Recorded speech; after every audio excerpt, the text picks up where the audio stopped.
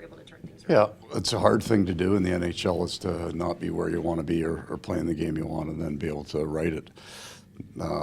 The first period was more even than I would want. I think they might have been a little bit better than we were. We hit a post, but when you're at home, you want to come out and kind of set the tone. I didn't care for our second period when you and I chatted. Wasn't very pleased. I think we just got very happy in the up and down, which isn't a good recipe. And then I think we fixed it. So Sergei Bobrovsky, I think our goaltending's been really good this year, but there haven't been a lot of nights where we asked them to be the dominant player.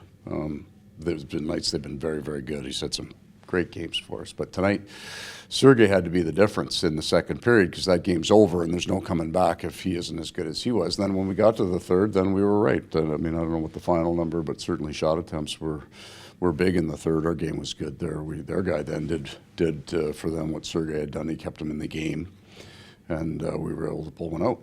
Anything in particular you liked about when you switched the lines up? Obviously, the production really was there afterwards.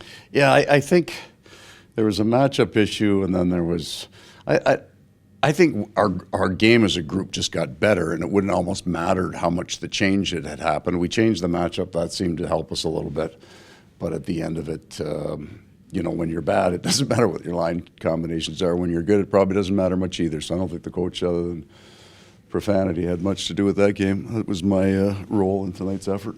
And we see it again, but once again, you guys closing it down there in a one-goal game. Yeah, I thought that part was good, especially shorthand. Our penalty kill, I know we gave up 3 in our last 2 games, and I still liked it, really liked it. But that's a 6-on-4 PK, shot blocking, touch the pucks at the right time. Good battles, so pretty happy with that. OEL, 7 goals now. Yeah. Seeing his offense production continue despite obviously minutes going down with that Montour. Just seeing him be able to keep doing what he's doing despite less minutes on the ice. Yeah, I think if you look too, he hasn't just kind of. He's become a more physical hockey player too. So he's playing fewer minutes. So he's got a little more, not even so much energy. He's got a little more bite to his game. And I'm glad he got that. I mean, there's not, and we love Brandon Montour in the game that he plays, but it's not set in stone who runs the top of that power play. And we're a bit like Pittsburgh. We got some really good players that we're going to put on the ice, but we're looking for that chemistry and that connection on our power play too. So he has continued fine play. He's just a real good veteran pro. And he really seems to be enjoying himself. Maybe a little bit of a weight, a little bit of. Well, I'm very proud, man, as you would have to be to have the career that he's had. I mean, he was the driving player in Arizona for a very long time, and then he got into injury trouble. And I think it was humbling when he gets bought out after being that kind of player. So he wants an opportunity to come back into the league and be the player he was. This was the perfect fit for him. He got to be healthy. He got to play with good players, and we have good players in front of him. And now he's back into that kind of marquee game. You get 7 goals as a defenseman, a third of the way into the season. You're a player. You're a big-time player. So we've been good for him, but he's been great for us. What was your thought of Anton Lundell's game? Yeah, I really liked him, and I thought Luostarinen too. I thought they were hard and right. They were the guys that I didn't swear at all game, I don't think. Right. Maybe Lundell seemed to be all Lundy was on it, and it was hard.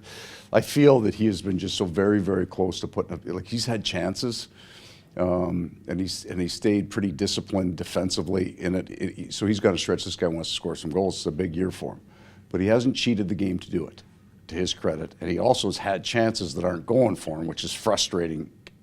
So I'm glad he got 2 helpers tonight, but I don't think he's very far from, he gets 1, he's going to score a bunch, because the 2 of those guys are just so good on both sides of the puck. They're just going to generate offense. Being able back-to-back wins before a long road trip, just they're really important. Momentum, so yeah, carry you as you guys head out. Really important to do that. We came off a road trip that I love the way we played on our last road trip, and it was a frustrating loss to the Island, but you keep going back to 93 shot attempts. The frustration was our offense.